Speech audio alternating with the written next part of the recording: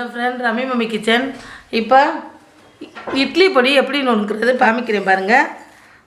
Miss பண்ணாமல் பாருங்கள். சட்டி வச்சுருக்கேன். 100 கிராம் கடலைப்பருப்பு போட்டிருக்கேன். கடலைப்பருப்பு போட்டு விடாமல் வறுக்கணும். இது பாருங்கள், நல்லா பொன்னிறமாக வர வரைக்கும் வறுத்துக்கிறணும். அப்போ தான் டேஸ்ட்டாக இருக்கும்.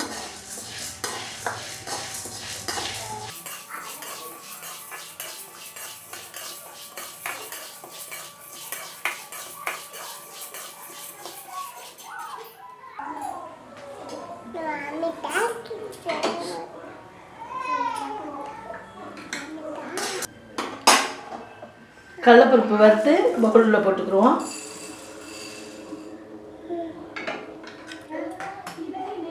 உளுந்து போட்டுக்குவோம்.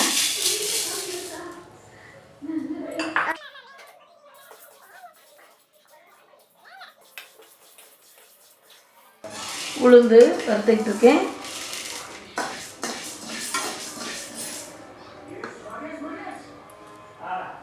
நம்ம நல்ல பொன்னரமாக வறுத்துக்கிறோம். உளுந்தை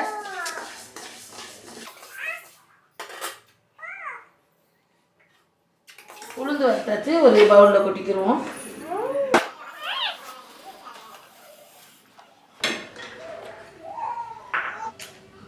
மிளகா போட்டுக்கிறோம் தேவையான அளவு. அதோட கருவேப்பிலை சேர்த்துக்கிறோம் மிளகாயோட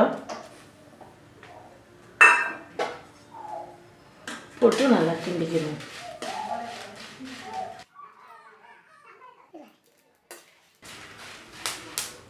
மிளகாயும் கருவேப்பிலையும் வறுத்து எடுத்துக்குவோம். வறுத்து எடுத்ததுக்கப்புறம் ஒரு 4 பல் பூண்டு, பெருங்காயம் இதோட சேர்த்து வறுத்துக்குறோம்.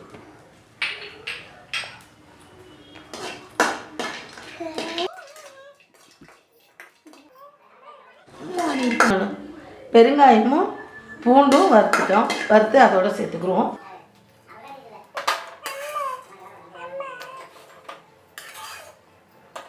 கடலைப்பருப்பு, வறுத்து வச்ச கடலைப்பருப்பு,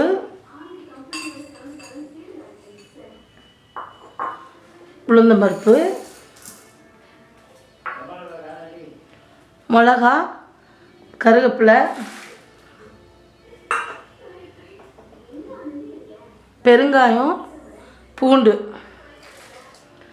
எல்லாம் சேர்த்துக்கிட்டு தேவையான அளவு உப்பு எல்லாம் சேர்த்துருக்கோம். எல்லாத்தையும் கலந்து மிக்சியில் போட்டு அரைச்சிக்கிடுவோம்.